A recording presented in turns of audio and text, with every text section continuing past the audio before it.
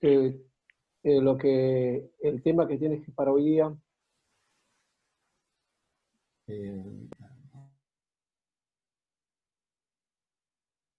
Es aconsejando por problemas de circunstancias de fracasos no controlados. Ya, muy bien, eso. Entonces vamos a trabajar ese aspecto y también la cuestión de la consejería sobre la psicología y las emociones, ¿no? Y también los temperamentos. Creo que por ahí vamos a trabajar ese aspecto. Y bueno, en este tiempo, discúlpenme porque hemos tenido dificultades con la cuestión de mis aparatos y yo tengo uno nuevo y estoy tratando de adaptarlo. Entonces, sí, está entrando porque lo he tenido ahora en la mañana, no, casi en la tarde ya. Entonces, he estado toda la tarde tratando de poner todos los detalles ahí y tratando de conocer también el material. Entonces, ahí es donde se me ha puesto el Zoom también, pero parece que entró un ratito y luego se fue, ya me vieron. Entonces, bueno, ya eso esperemos que se dé mientras estamos tomando ese tema de trabajo con con material que tenemos y mediante el celular. Bien, entonces, que cuando hablamos, creo que Alejandrina, antes de entrar, Alejandrina, ¿querías decir algo? Pastor, le saludé. Ah, ya, es un saludo nomás. Ya, ya, está bien, ya. Muy bien, entonces, bien, bienvenido y saludo entonces. José Bricio también. Entonces, vamos al tema en sí mismo y luego ya vamos a ir abocando porque el material lo tengo ahí, ya lo había dispuesto todo, pero ahorita se ha tenido que reiniciar de nuevo. Entonces, el asunto que tenemos para ahora, dentro de lo que es ya también la consejería, hay tipos o formas de consejería, ¿no? Eh, uno de los temas que se trabaja para la consejería es la consejería directiva y la consejería no directiva, ¿no? Entonces, la directiva que tiene que ver con ir directo, o sea, el trabajo de ir buscando los ángulos, ¿no? Y yendo hacia el tema, ¿no? Lo no directivo viene a ser más bien así, este, cuando se va dando, digamos, por etapas, ¿no? ¿no? Y se va encontrando el problema finalmente. Pero también hay otros elementos que tienen que ver con la consejería, es decir, el tratamiento, por un lado, que hacemos nosotros es de corte espiritual, es decir, la tarea básicamente siempre lo hemos dejado desde de esa preocupación, o sea, cómo está en su relación con Dios, cuál es su mecánica, cuál es la forma. Y entonces el abordamiento generalmente de todo pastor es en primera línea. El tema es cómo está tu devocional, cómo está tu relación con Dios, tu lectura de la Biblia y tu servicio en la iglesia, ¿no? Eso es básicamente lo que, de donde nosotros determinamos en la mayoría de casos en la conducta y la situación. Pero no siempre esto tiene que ver con este tipo de prácticas. Es, digamos, una concepción o una idea que la mayoría de pastores tenemos con respecto a esta forma de expresarlo. O sea, si encontramos que una persona está haciendo su labor bien, entonces no debe tener problemas. Pero si o se está comprometido y todo eso. Pero si vemos que hay algo que está fallando en ese caminar, es decir, en el proceso, ¿no? Algunas de estas cosas que hemos mencionado no se están cumpliendo, o sea, ahí es donde se aborda y dice, no, entonces debe estar pasando algo, ¿no? Pero la práctica no siempre ha sido así, no siempre se ha dado así. Entonces, esto es otro aspecto que hay que asumir, que hay que retomar y reconocer que que no es la única forma, sino que hay otros aspectos, ¿no? Y el aspecto emocional es una cuestión, el aspecto de las relaciones familiares, las situaciones de problemas de trabajo, también posiblemente el derrotero de la vida, de cómo trazamos la vida, qué cosa es lo que deseamos o qué queremos realizar frente a,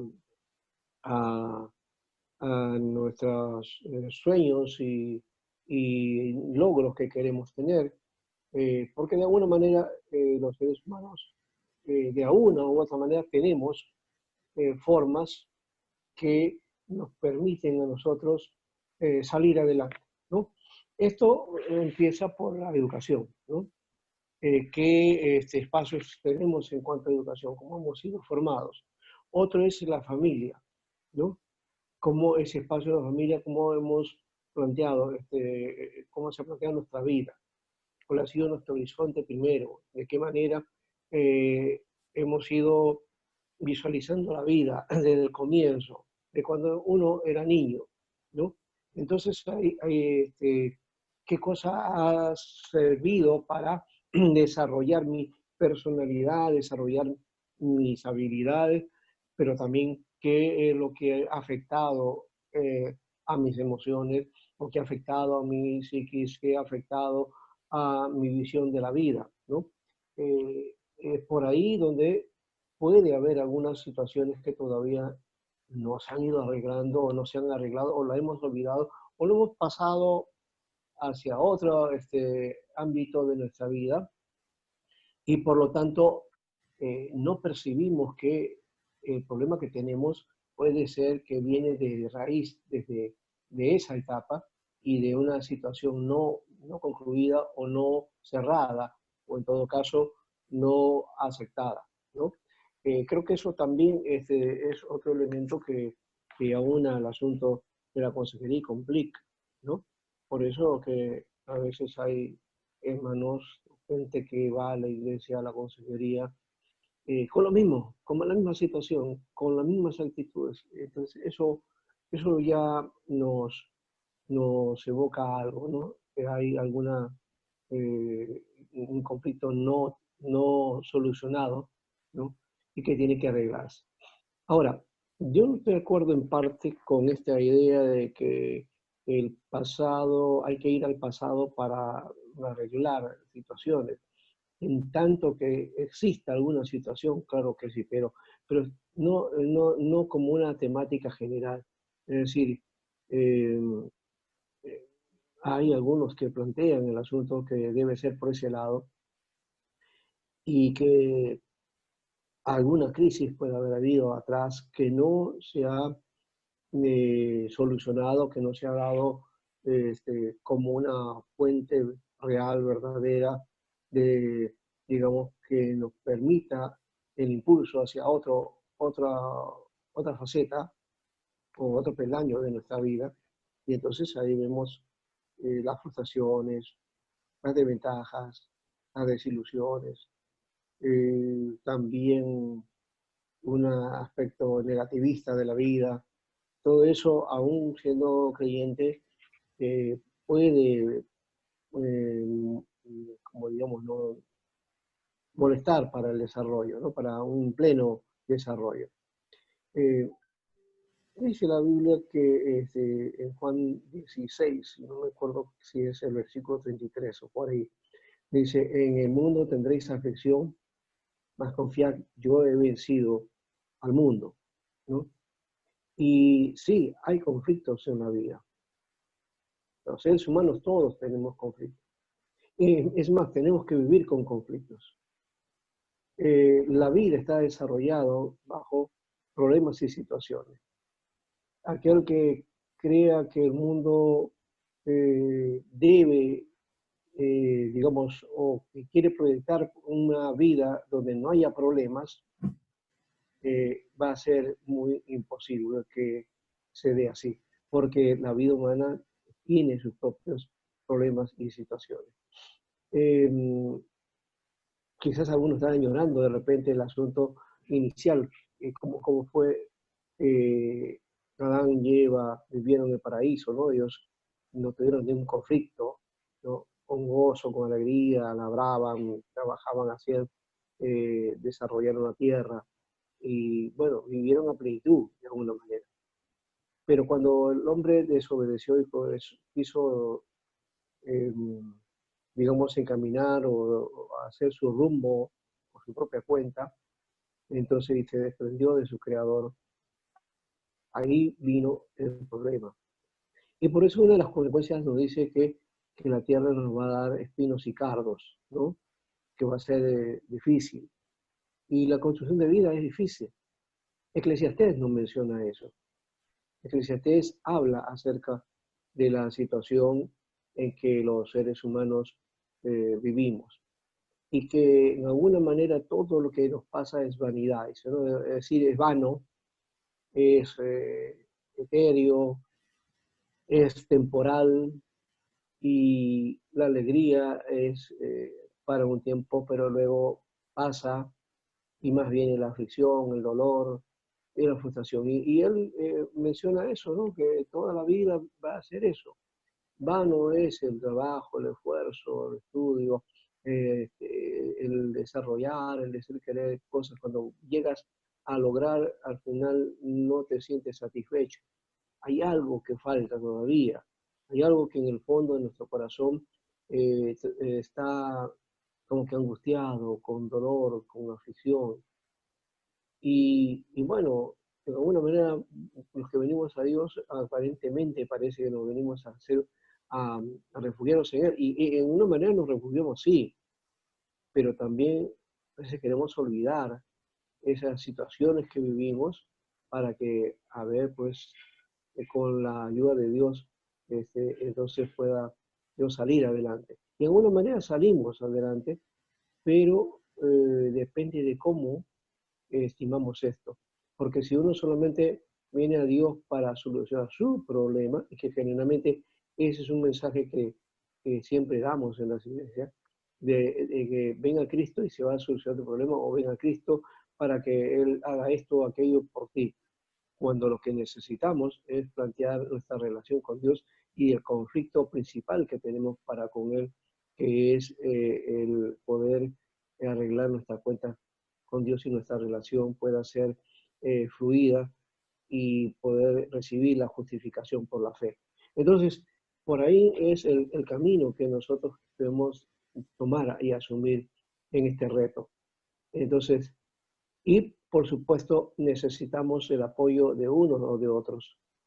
Y el caminar de la vida cristiana, entonces asumimos que otros que están a cargo de la obra, líderes y pastores, ellos nos pueden ayudar.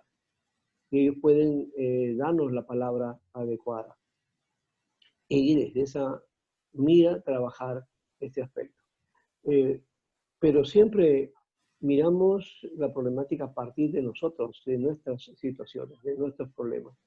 No miramos esto desde la perspectiva que frente a algunos otros problemas que podamos irlos trabajando, enfrentar, que no necesariamente tienen que ver con nosotros, sino que pueden ser, por ejemplo, situaciones laborales o situaciones familiares o situaciones eh, eh, económicas, um, anhelos no alcanzados en la familia, en una empresa, en fin. El asunto es que como nosotros, desde que creo que hay que ponernos a pensar en este aspecto. Yo siempre he planteado desde que veo la vida, desde que miro en el día, me doy cuenta que Dios nos da una nueva oportunidad. Pero ese despertar de cada día es algo así como, me acuerdo como cuando niño, ¿no? Que despertaba de vida y miraba todo y comenzaba a captar cada detalle de la vida. Bueno, en mi caso yo fui más de mi proyección más existencial, ¿no? Porque siempre buscaba el hecho de qué hacer, qué mirar, hacia dónde apuntar, qué lograr, ¿no? Qué cosa es la vida, ¿no? Y entonces miraba las estrellas, miraba la noche, el mundo, la gente cómo caminaba, en qué pensaba, en qué hacían, en qué se divertían, en qué ocupaban en su tiempo, su espacio. Todo eso fue parte de esa inquietud, de ese aspecto como ser humano. Y, por supuesto, cada uno mira al mundo desde su perspectiva, o sea, desde nosotros mismos, desde su propio ego, desde su propia individualidad. Pero entendemos que aún siendo individuos, no estamos solos. Vivimos en una comunidad, vivimos en un grupo de una sociedad, formamos una sociedad. Y en medio de esa sociedad, para ir avanzando, entonces vamos a encontrar dificultades y conflictos, ¿no? Cuando niños, los primeros encuentros o los primeros amigos en el colegio, en la infancia, y las cosas que nos sucedieron, qué es lo que nos ha tocado vivir, todo eso va a ir construyendo nuestra vida y construyendo nuestra personalidad. Y también nos va a dar una percepción acerca de la vida, ¿no? Y todo aquello que vamos aprendiendo en el camino va a ser justamente esa proyección de la vida, ¿no? Entonces, dentro de nosotros hemos visto que hemos aplicado el asunto desde una perspectiva de nuestro caminar con Cristo, y entonces desde ahí emitimos ahora nuestra vida. Antes no era así, antes tenía otra perspectiva, ¿no? Entonces, desde esa perspectiva tenemos entonces ahora una forma de mirar el mundo, una forma de llegarnos y percibir las cosas. Y cuando estábamos en Cristo, por supuesto, la proyección de vida era otra, teníamos otros objetivos, que generalmente esos objetivos tenían que ver con el, el camino, o como le llamamos, natural, ¿cierto? ¿Ya? Que tenía que ver con construcción de vida acá y nuestros propios intereses aquí, ¿no? El fondo al final no nos diga, no era lo que nos permitía, ¿no es cierto? Bueno, creo que ahora puedo sí pasar, me está pidiendo el código. Voy a pasar un ratito para poder entonces emplear acá, a ver si ya. O si no, bueno, solamente quería terminar la idea en todo caso. Decía entonces que esa percepción de la vida, como nos hemos ido construyendo, y con las situaciones de cosas buenas y malas. Está hablando de algunas pautas que tienen que Buenas ver noches, entonces, buenas noches, gracias. sí, bueno, con el desarrollo de nuestra vida y cómo las cosas que se van dando, no solamente en la educación, sino en la formación en el hogar, en la familia, con los amigos y con todas las experiencias que la vida nos da, positivas y negativas, eso va a ser parte de nuestra vida. Y quiero mencionarles un detalle. A veces pensamos que con la madurez y más si somos pastores y formamos a otros, bueno, nosotros somos los maduros y por lo tanto ya no necesitamos que otro, más bien necesitamos volcar nuestra forma de ver la vida, de trabajar la vida, es con respecto a que ya somos maduros, entonces ya no necesito el consejo. Quizás el consejo va a ser directo de Dios.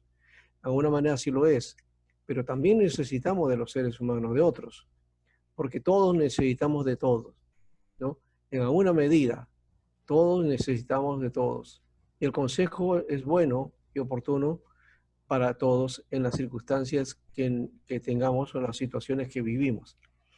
Recuerden, Moisés siendo un hombre de Dios, que Dios lo había llamado, que Dios se le había planteado muchas cosas para dirigir al pueblo, él también tuvo la necesidad de ser aconsejado. ¿Quién fue su consejero? A ver, recuerden.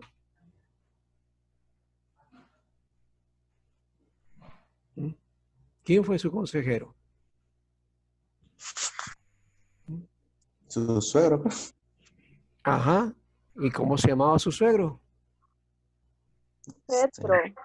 Exactamente, Jetro o Yetro, como ustedes quieran llamarlo, ¿no? Él fue el consejero de Moisés, ¿no? Digamos al estilo de hoy, un asesor, ¿no? Un asesor. Pero fue él el que entonces desarrolla la tarea, ¿no? De ayudar y de aconsejar, de dar entonces cómo podamos entonces trabajar las decisiones, porque de alguna manera la vida está llena de decisiones. Todo el tiempo estamos tomando decisiones. Las decisiones pueden ser buenas o pueden ser malas. Las decisiones pueden llevarnos a cierta satisfacción o también a frustraciones, ¿no? Pero eso también tiene que ver, ya dijimos, con todo ese desarrollo, la formación que hemos recibido, ¿ya? Para poder entonces percibir qué cosa es lo que podemos hacer, qué no debemos hacer, qué realizar y qué no realizar en la vida. Y al final, lo que nos ha tocado vivir, sea bueno o malo, ha sido construcción, en alguna manera Dios ha permitido, pero también es algo que nosotros como seres humanos hemos ido dando, hemos ido formando, dependiendo también en qué medida está el llamado de Dios.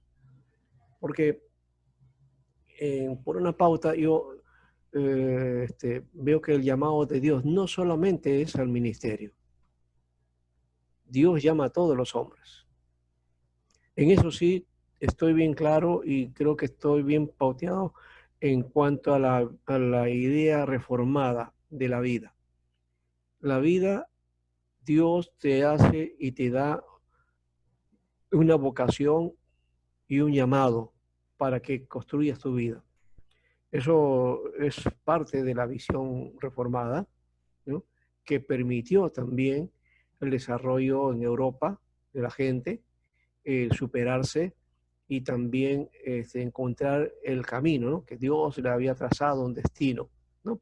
Algunos han tratado de poner esa idea entre los pueblos y el consenso ya de grupos, lo que se llama el destino manifiesto, ¿no? Que ya se ha tomado y se ha usado por otro rumbo. Pero Dios es el que da entonces el querer y hacer por su propia voluntad. Y nos da eso a nosotros, nos motiva. Por eso que no todos tienen la misma actitud o la vocación. Algunos gustan de hacer cosas, ¿no? Con sus manos, que son buenos para construcción, para carpintería, para el arte, para construir, ¿no? Otros trabajan con su cuerpo. Ahí están los deportistas, ahí están los que son, trabajan la parte estética, ¿no? O también algunos quieren plantear la ayuda a las personas cuando están con sus dificultades o enfermedades. Entonces ahí empieza también la idea de la medicina. Entonces hay un sinfín de áreas y trabajos que Dios vocasiona de alguna manera. Dios te da ese talento, esa capacidad, ¿no? Ese es en cuanto a las habilidades que Dios va poniendo de alguna manera inherente a cada uno, ¿no? Pero por otro lado está el hecho de cómo construimos nuestra vida.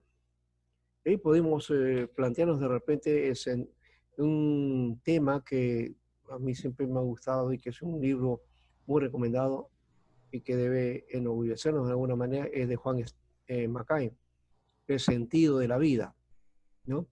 El sentido de la vida, esa concepción del sentido de la vida es la que nos va a permitir entonces aunar esfuerzos en cuanto a cómo, como personas, qué cosa es lo que tenemos y qué cosa es lo que vamos a a dar también. Pero damos en medida que conocemos también, ¿no? Si no conocemos o no podemos desarrollarnos como, y vamos a tener más bien visiones distorsionadas de la gente, ¿no? Y que generalmente es eso. Miramos nosotros a nosotros mismos, no miramos al otro. Y en la construcción de sociedad tenemos que ser también, trabajar frente al otro, al prójimo, a su necesidad, estar al servicio de, que finalmente toda la vocación del hombre es servir. El principio es servir. Servir a Dios, sí, pero servir también a su prójimo, servir a su entorno, a la tierra, al medio ambiente, a nuestra casa, al hábitat, ¿no? Adornarlo, ¿no? Por eso muy bien se llama cosmos, ¿no? El cosmos. Ahora, tomando de esa perspectiva, quiero compartirles entonces aquí algo que tenemos por acá para que ustedes entonces puedan pautearlas acá. Entonces es en cuanto a 5 reacciones de la vida diaria que distinguen a una persona inteligente de una que no lo es. Ojo, que eso tiene que ver con la cuestión de la inteligencia en los ámbitos, ahora ya no es en lo intelectual. La inteligencia no se da por ese lado. Antes se daba, hace unos años atrás, se medía la inteligencia por el consciente intelectual. Y ese consciente intelectual te desarrollaba a ti, te daba una pauta. Entonces, por los conocimientos que tú tenías, uy, entonces eras inteligente. Hoy día ya no tenemos esa visión en la vida.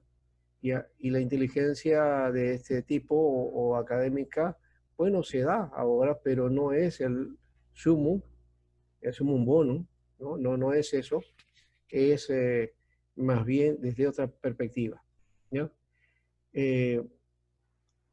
Y aquí aplicamos algo que tiene que ver con esto, ¿no?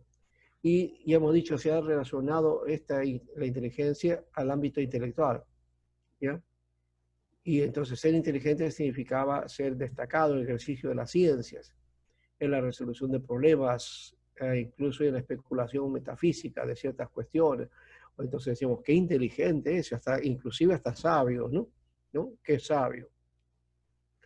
Pero esa idea se ha cambiado y la definición de inteligencia se asocia con la comprensión de las emociones, con el sentido artístico, con la creatividad y en última instancia con el vivir también, con el bien vivir. Cómo enfrentamos las situaciones, nuestros problemas. Y la inteligencia emocional es importante, porque cuando viene una crisis, ¿cómo reaccionamos? ¿Ya? ¿Y cómo podíamos reaccionar? Y no estamos diciendo que nos tengamos que frenar o que tengamos que, ¿cómo le llamaría? No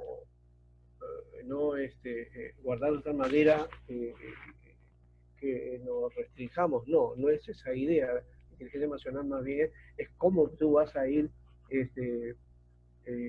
saliendo de esas circunstancias sin que afectes a otros y ni te afectes a ti mismo, ¿no? Eso creo que es algo que debemos trabajar y no no conocemos. Si nosotros practicásemos la inteligencia emocional, creo que solucionaríamos muchos problemas y evitaríamos también muchos problemas, ¿no? Para nosotros y para los demás, ¿ya? Sea como fuera, lo único que parece claro es que la inteligencia no está entonces compuesta con una sola materia, sino de varias. Y en este sentido compartimos entonces esta lista aquí. A ver, las personas inteligentes no culpan a otras por sus errores. ¿Cuántas veces ustedes han escuchado eso, no? Que los errores, fallas y pecados inmediatamente acusan a otro, ¿no? No, fue la circunstancia, no, fue ella que me tentó, no, que él, no, que me aconsejó mal, en fin, ¿no? Pero nunca entramos en pensando en que nosotros somos los culpables. Generalmente los seres humanos no asumimos la culpabilidad directamente. Y creo que ahí hay que aprender también a utilizar esto, a ser responsable, ¿no? Asumir una responsabilidad que es una de las primeras muestras de inteligencia y madurez emocional en un individuo. Cuando tenemos madurez emocional, vamos a reconocer nuestra propia falla, nuestros propios errores, ¿no? Yo fallé, yo me equivoqué y tendré que pedir perdón, reconocer la culpa y si hay necesario restituir o rectificar la situación en buena hora, ¿no? Pero hay que tener cuidado de no llevar pues esto a un extremo que conflictúe y que nos lleve hasta situaciones de juicio, ¿no? Que nos lleve inclusive a que sean delitos. Eso también hay que tener mucho cuidado.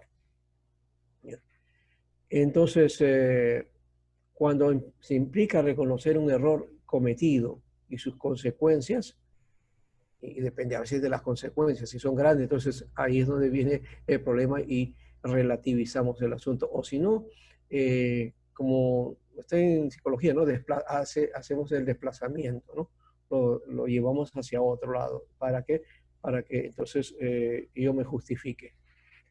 Esto no es solo por razones de convivencia social también, ¿no? Sino también por un rasgo de comportamiento, ¿no? Que es definido. Es que reconocer un error también hace posible aprender de él para no cometerlo de nuevo, ¿no? El reconocer, entonces nos evitaría otra vez caer en la misma situación, ¿no? Eso me acuerdo hace muchos años, y disculpen que lo diga, y no es nada malo citar o comentar de repente de ciertas cosas que no son de nuestra competencia, y algunos dirían, no, eso es muy mundano, pero creo que el ejemplo vale. Pablo citaba a los poetas cretenses, ¿no? Y citó a la filosofía también de los griegos. Entonces, pero que no vamos a hacer eso, simplemente es una letra de una canción antigua que decía, tropecé con la misma piedra. ¿Cuántas veces los seres humanos cometen el mismo error? Vez tras vez, vez tras vez. Y otra vez es como tropezar con la misma piedra. Eso es no utilizar esa capacidad que Dios nos da de inteligencia emocional, ¿no? La madurez emocional. Creo que aquí hay una pauta muy importante, que eso se va formando, ya hemos dicho, se va formando desde comienzo, ¿no? Desde toda una vida, un proceso de la vida, ahí se va formando. Eso no necesita uno ser hoy sabio ni ir a la universidad para hacer eso. No. Necesitamos solamente tener una sensibilidad para con la vida y entender cómo son los procesos de la vida. Lo segundo, las personas inteligentes reconocen su propia ignorancia. ¿Qué cosa es ignorancia? Porque algunos también por ahí equivocan y llaman ignorante. Oye, tú eres un ignorante, o tal persona, porque no, tú eres ignorante. Y a veces lo usamos despectivamente. Quiere decir una cosa, que todos de alguna manera somos ignorantes. ¿Por qué? Porque ignoramos muchas cosas. No todo lo conocemos, no todo lo sabemos. Entonces vamos a ignorar ciertas cosas. Hoy día ustedes están aprendiendo y ya tienen un conocimiento por lo menos pauteado acerca del ministerio y la tarea y de algunas cosas que ustedes pueden utilizar para la obra en el trabajo de la iglesia, ¿no? Porque han aprendido esto.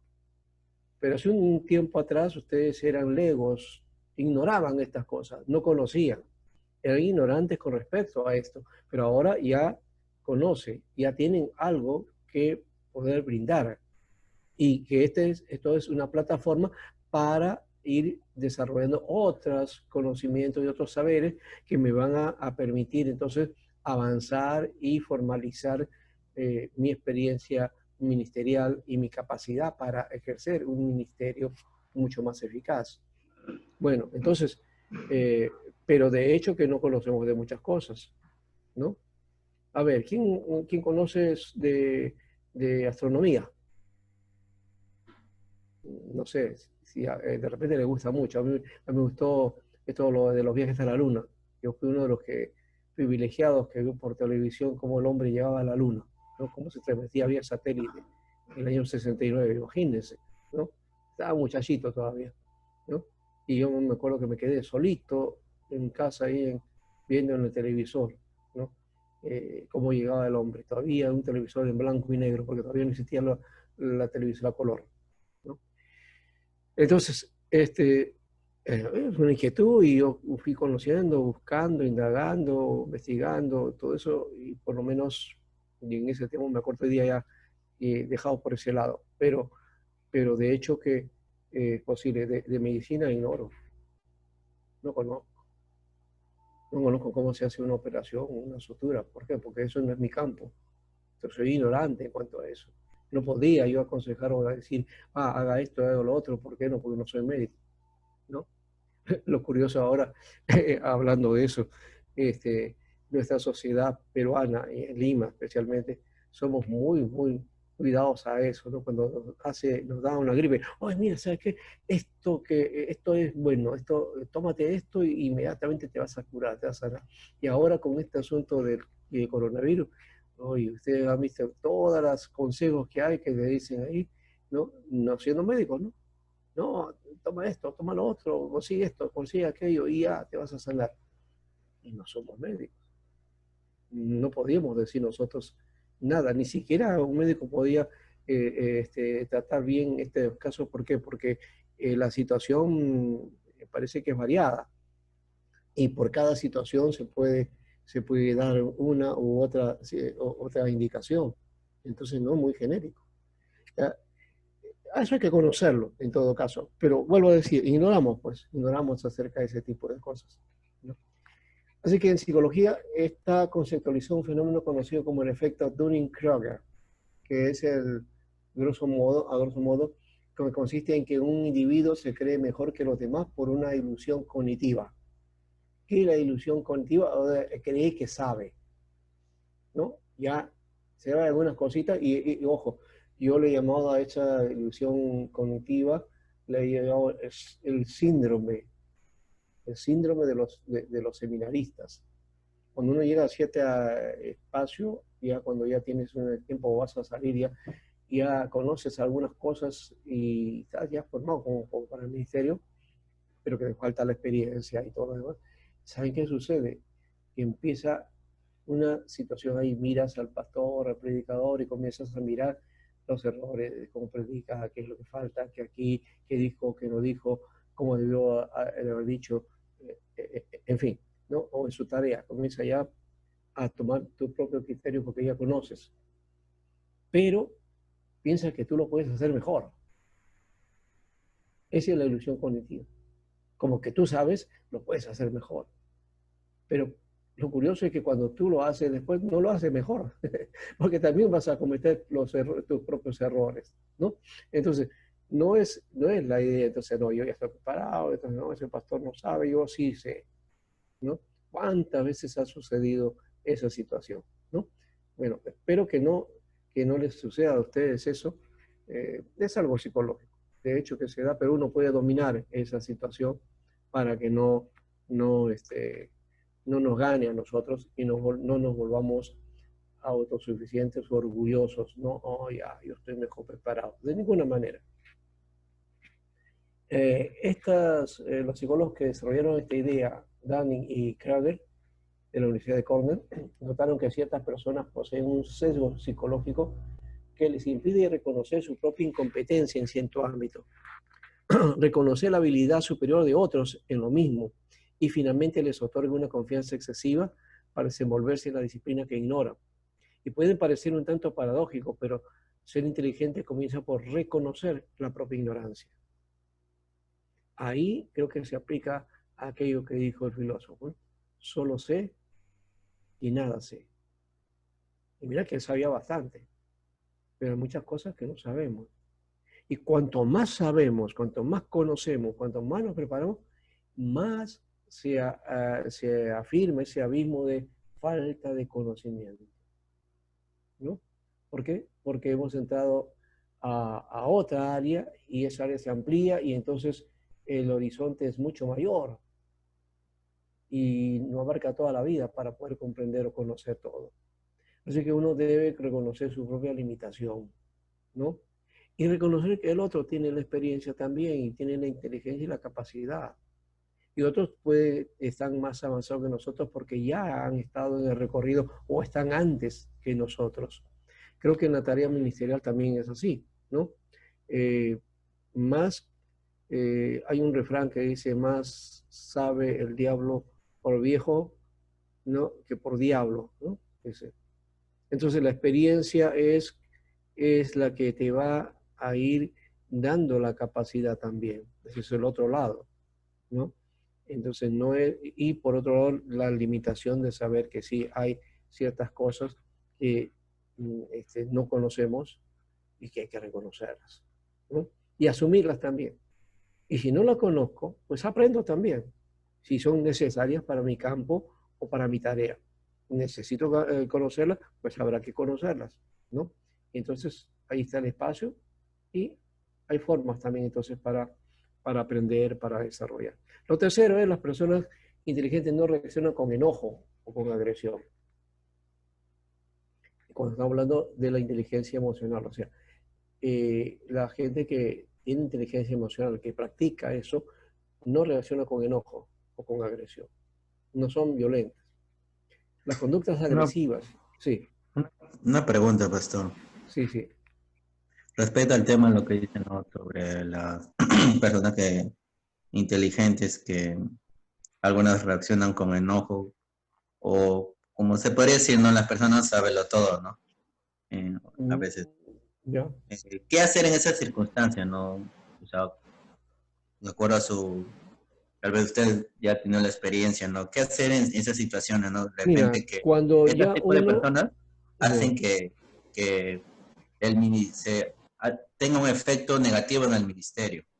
ya. Mira, cuando nosotros hemos tenido o tenemos ese tipo de relaciones y cuando ya tenemos una cierta edad, es bien difícil eh, darse cuenta de ese error o de esa falla, ¿no? Eh, lo notan los demás, ¿no? Los demás son los que plantean la situación y eso podemos causar también terribles dificultades. Nosotros podemos conocer mucho, pero si no es solamente el mucho conocimiento, sino cómo reaccionamos ante ciertas situaciones, eso se va a convertir en una cuestión de vicio, una situación que nos va a apartar. Yo recuerdo de un maestro ya de edad, de bastante edad, bueno, yo ya tengo su edad a estas alturas. En esa época él más o menos tenía esa edad, la que yo tengo ahora. Y había venido, y había otro profesor con bastante capacidad, pero mucho más joven, ¿ya? Y que todos los reconocían, a los dos los reconocían bien, ¿no? Pero este anciano dijo una cosa un día: dos soles no pueden brillar en un mismo firmamento. Puede ser o soy yo. Es decir, pero dos. Entonces se trataba de reconocer al otro, pero le decía, no podemos estar juntos dos. O soy yo o es él. O sea, y su reacción también, ¿no? Frente a eso, a eso. Entonces trataba de minimizar al otro porque él decía, yo soy el principal, ¿no? Entonces, aquí creo que es necesario entonces plantear esta situación. Creo que se ha ido la otra vez ya. ¿Está el panorama ahí o no? ¿Usted lo ve? Sí, profesor, se ve. Allá. No sé por qué yo no lo veo. En todo caso.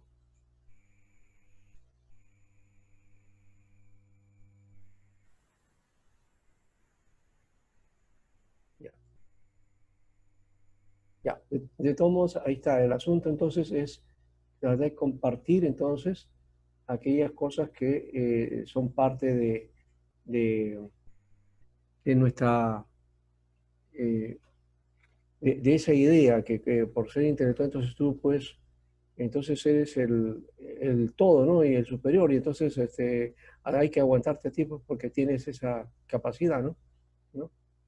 Y además el orgullo de haber llegado a esa situación. Creo que esa situación no es buena, no es muy grata, ¿no? Nos sometemos a una situación que no es la correcta. Otra de las cosas que encontramos aquí es, entonces, eh, que la agresividad entonces es un obstáculo al desarrollo de la inteligencia, ¿no? Si uno reacciona entonces de una mala manera, ¿no? Ese aspecto nos va a llevar a muchos conflictos, ¿ya? Y por más que tú tengas la capacidad, entonces eso no te va a permitir un desarrollo. El cuarto caso es que las personas inteligentes entienden las emociones de otros, ¿no? El concepto de inteligencia emocional, ya hemos dicho que ha ganado presencia y que hoy día, hoy día sí hay foros, hay capacitaciones en online sobre esto, ¿no? Y está al día hoy día, ¿no? Y creo que hay gente que ha hecho eso en coaching, por ejemplo, trabaja mucho esto también, ¿no? Así que hay mucha difusión. Ser inteligente es también entender nuestras emociones y las de los demás. Y no solo desde un punto de vista discursivo o conductual, sino también anatómico o evolutivo, es decir, de acuerdo a las habilidades empáticas, ¿no? Que implica ponerse en el zapato del otro, ¿no? Como se dice coloquialmente, ¿no? Tienes que estar en el lugar del otro, ¿no? Saber identificar, porque es fácil, mire lo que ocurre, esto se da en nuestra sociedad, ¿no? En una sociedad que gusta mucho de fútbol. Cuando juega la selección de fútbol y alguna cosa falla, el entrenador no hizo esto, no debió haber cambiado aquí, no debió haber hecho esto de acá. Y todos son entrenadores, ¿no? Todos son los que dan la pauta y para ellos todo lo que dicen es lo correcto. Pero ponte en el zapato del entrenador, ponte en el zapato del jugador. La cosa va a cambiar, ¿no? ¿Por qué? Porque una cosa es estar en la cancha y otra cosa es estar en la tribuna, ¿no? Así que es necesario reconocer que ante una problemática también nosotros, ¿cuál va a ser nuestro comportamiento, ¿no? En política también, ¿no? ¿Cuánto acusamos, cuánto decimos de aquí, cuánto decimos de allá? Pero a ver, pues, ¿cómo será, bueno, puede ser nuestro comportamiento? ¿Cómo sería nuestro comportamiento si estuviéramos en una situación como esa? Ahí quizás comprenderíamos la actitud, aunque hay actitudes que de hecho no vamos a comprender nunca, ¿no? Porque hay actitudes que tienen que ver con intereses, ¿no? Intereses particulares. Lo que necesitamos es trabajar el interés por los demás, ¿no? Y para la mayoría. Así que esto está relacionado directamente con el desarrollo de las regiones del cerebro encargadas del procesamiento de las emociones. Ahí está el corte cerebral o sistema anímico que tiene que ver con ese aspecto también. El hombre es anímico, recuerden. Tenemos emociones, tenemos sentimientos y reaccionamos con sentimientos. Que algunos en una u otra medida por el hecho de la formación no tengamos reacciones o que el temperamento, en fin, el carácter que cada uno tiene, que ha ido formando al desarrollo de su vida en lo natural y lo que se va construyendo a lo largo de la vida, nos da a ver cómo reaccionamos. Pero eso no quiere decir que no tengamos emociones si alguno no lo muestra, ¿no? Sino entonces tenemos estas emociones que vamos mostrando dentro de nuestras relaciones humanas, ¿no? Con la esposa, con los hijos, con los amigos, en el trabajo, ¿no? Y algunos pues son bastante fríos, otros son muy emotivos, otros son gritones, otros son habladores, otros son callados, otros son circunspectos, en fin, todos tienen una forma de reaccionar frente a otro, ¿no? Y cuál es nuestra actitud. Yo puedo estar aquí, pero cuando estoy en un cargo, en un lugar, ¿cómo es que yo voy a responder? ¿No? Y aquí creo que está esta figura eh, que de entender las emociones de otro también implica entonces meterse en la situación o tratar de meterse en cómo sería mi reacción o cómo estaría yo haciendo eso también en lugar del otro, ¿no? Ahora, lo quinto de las personas inteligentes no son entonces, eh, eh, no piensen que son mejores que los demás. Y este es otro lado que debemos actuar, que debemos tener los cristianos, ¿no? Dice el texto del Nuevo Testamento que no tengamos más alto concepto del que debemos tener, sino que pensemos de nosotros con cordura, ¿no? ¿No? Con cierta cordura, no con gordura, ¿no? No, algunos han entendido eso, pero no es eso, ¿no? No, es cordura, ¿no? Y cordura, ¿qué cosa es? Es tener un cuidado de una forma que no te translimite y que tampoco es rebajarte, o sea, no quiere decir menospreciarte, ¿no? Sino simplemente considerar al otro como superior a ti mismo, es lo que dice el texto. Y aquí quiero poner un ejemplo, bueno, dos ejemplos de alguna manera. Creo, no sé si todavía el misionero vivo, me parece así, pero otro pastor no, era un pastor que conocí de la Asamblea de Dios, un hombre muy servicial, fue director del Instituto Bíblico de Asamblea de Dios. Y era un hombre que le daba un respeto a los alumnos, a sus estudiantes, y ya los veía como ministros, los veía a ellos, a cada uno, claro, como profesor también tenía sus pautas, sus cosas, jalaba también, ¿no? Pero eh, él respetaba el hecho de que eran llamados por Dios, ¿no? Entonces consideraba a los estudiantes como superiores al mismo, ¿no? Y aconsejaba, llegaba, daba sus pautas y todo lo demás, ¿no? Pero siendo el director, no dejó de él en ningún momento de ser servidor también. Ahora, también estuvo otro misionero, un americano, que contó una historia cuando fue a Paraguay o Uruguay, creo que por ahí fue. Eh, Él estaba enseñando, dice, en un seminario y le tocó un grupo de alumnos y comenzó él a explicar en el salón y les dio un saludo y los saludó con mucho respeto porque ustedes son ministros de Dios. Yo los veo como ministros de Dios porque ustedes han sido llamados por Dios. Y yo sé que de aquí entre ustedes algunos años, alguno de ustedes va a ser mi jefe y voy a tener que estar a servicio de alguno de ustedes. Así que tengo que respetarlos, decía. Y pasó el tiempo. Pasaron como 20 años. Este misionero salió del país y luego volvió en otro momento, ¿ya? Y tenía que presentarse ante el superintendente de la Asamblea de Dios, ¿ya?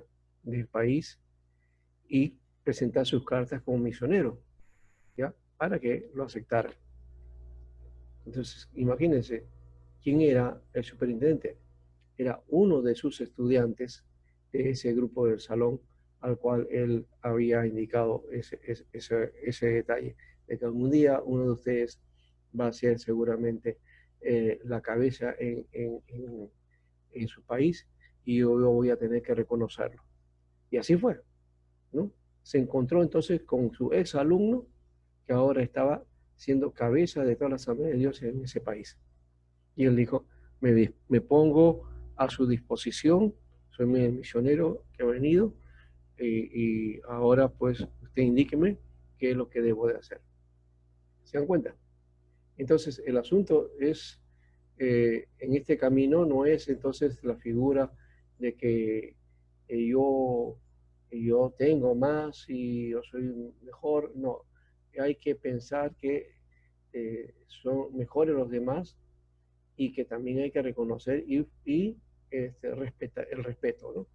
Ese respeto y tolerancia a los demás. Los prejuicios son signos inequívocos de falta de inteligencia. En psicología se conoce bien el efecto de compensación mediante el cual un individuo busca sobreponerse a su propia inseguridad creyéndose mejor que otros.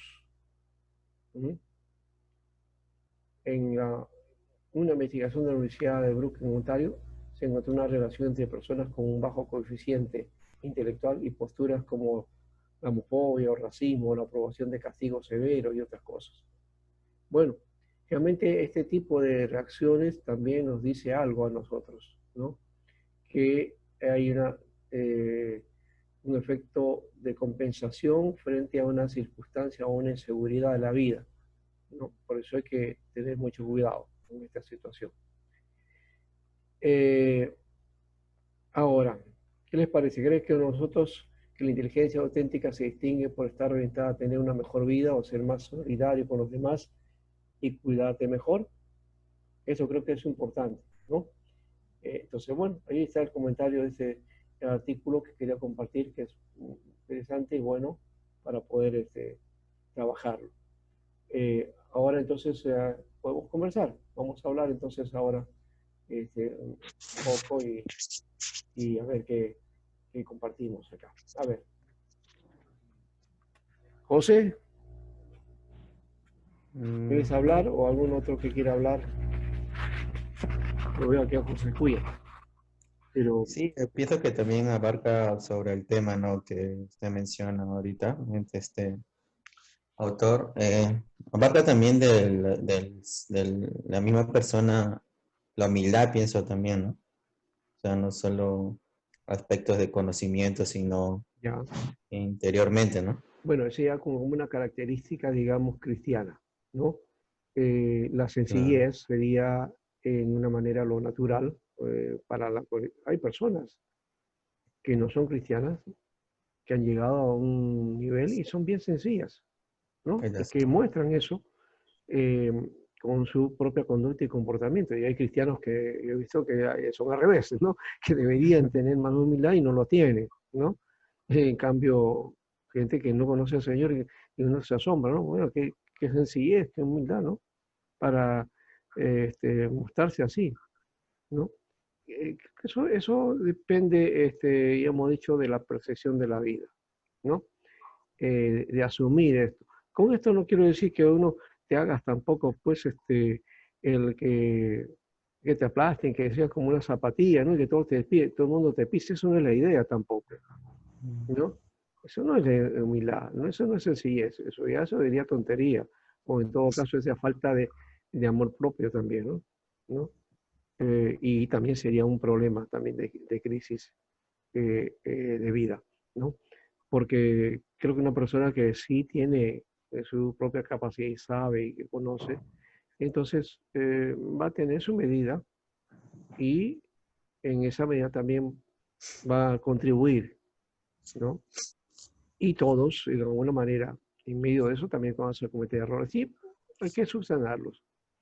Siempre y cuando estos sean leves, a veces pasan desapercibidos, pero ya cuando son de grueso calibre, la cosa, pues hay que corregirse. Bueno, los otros pequeños tampoco hay que dejarlos pasar, tampoco así nomás, no, sino que hay que ser consciente de eso y también poco a poco cambiar. Ahora, no siempre es fácil hacer eso, porque ya por qué motivos a veces, por costumbre, por hábito, eh, desarrollamos actitudes, ¿ya? Y eso se manifiesta en nuestras relaciones humanas, se manifiesta ahí, ¿ya?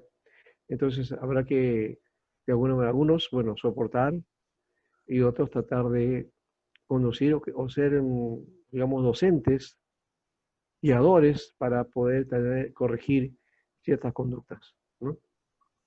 Bien. Joel, ¿qué dices tú? Carlos también. Carlos creo que nos puede dar mejor datos en cuanto a esto.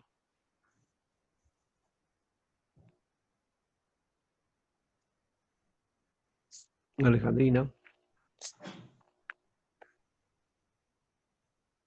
compartan esta parte para poder ir al descanso después y luego vamos a la exposición de nuestro hermano Joel. ¿Sí?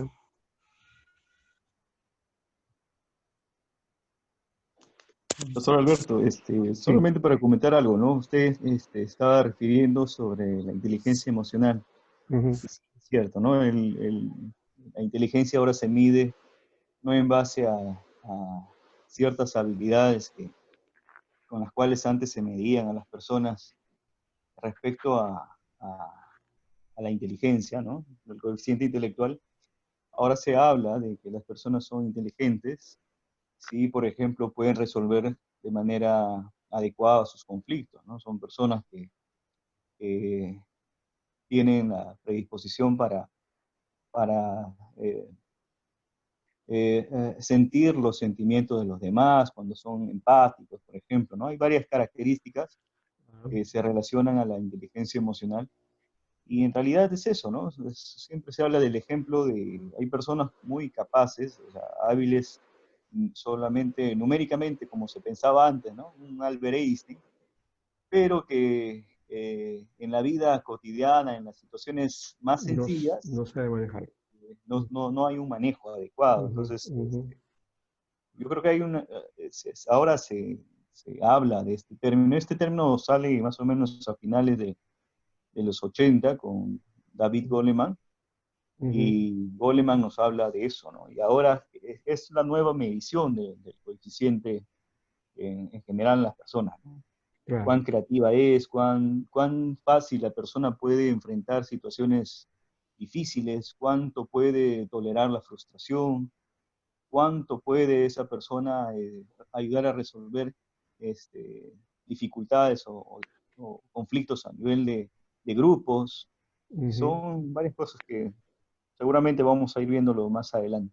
Sí, Solamente eso para acotar, ya, ¿no? y además de eso es que el hecho de que también no es un privilegio de algunos, que todos pueden desarrollar esta inteligencia emocional, Ah, ¿no? sí. Esa es el otra área que es importante porque sí podemos hacerlo, o sea, en nuestras relaciones podemos trabajar ese aspecto, ¿ya? Y creo que es más importante esto, ¿no?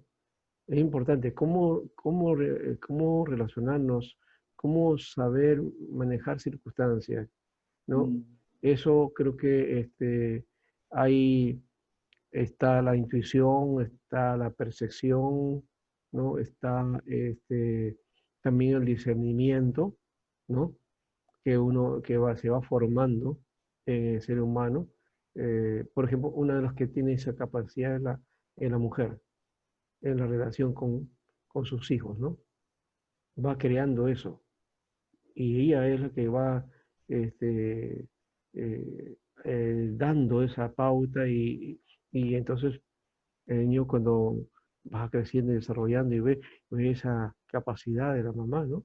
Por eso va y pide el consejo a la madre, ¿no? Porque ella tiene algo que decir, pero es no solamente por eso, sino por su actitud, ¿no? Porque ha sabido cómo enfrentar las situaciones sin necesidad de haber tenido mucho conocimiento, ¿no? Ni ser intelectual, ni tener cierta capacidad o habilidad profesional, ¿no?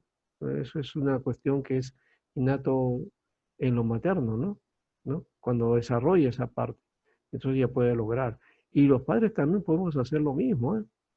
La Biblia nos muestra ese aspecto cuando habla de que el padre debe dar consejo al hijo, ¿no? De guiar al hijo, de ser el que dé las pautas, ¿no?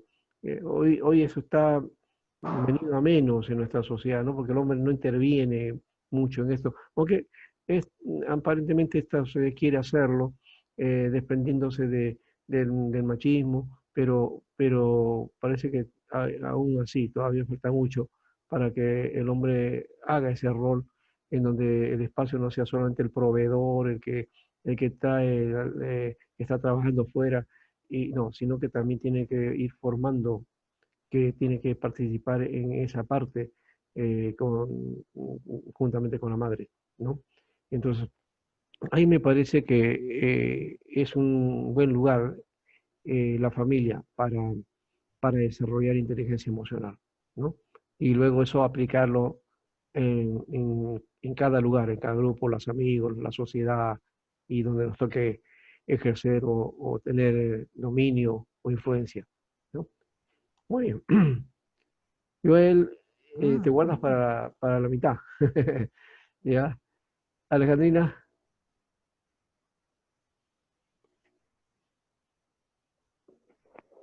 Pastor, más bien para aportar algo, ¿no? ya, qué bueno. Ya, Carlos, creo que las personas hemos nacido con diferentes capacidades. Ujú, Algunos no tenemos esa capacidad de entender, de desenvolvernos, y otros no. Y como también hay personas que se dejan entender y algunos no, ¿no es ujú, cierto? Dios ujú, nos creó de diferentes formas. Por ejemplo, yo creo que eso viene desde la niñez, en cómo nos criaron nuestros padres o de qué hogar venimos, de qué manera nos hemos criado. Yo lo veo desde ese punto de vista. ujú. Bueno, ¿qué más podría decir, no? Claro, Y y creo, así ya, nosotros como mamás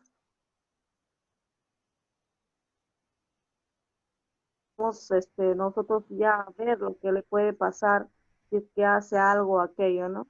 Y ujú, dirigir a nuestros hijos. Y también tal vez sentir a la persona o al hermano o a alguien, ver si actúa apáticamente o si es una persona que es empático, algo así, ¿no? ajá, ya, ya. En esa parte quizá había que plantear cuando ya comienza uno a percibir cierta situación en un humano, otro humano, que tenemos una actitud pastoral, ¿no? Porque Mm, la actitud pastoral tiene que ver con eso, con percibir y también tener paciencia y poder aportar o ayudar a otro, ¿no? El servicio nos va a llevar en parte a ver esa perspectiva. Y cuando digo una actitud pastoral, no quiere decir que, de hecho, que van a ser pastores definitivamente, no, no es ese el campo, sino que estoy hablando del oficio mismo, o de la función, o de, como llamaremos, del don, ¿no? Del don, la capacidad de poder aportar para poder ayudar a otro.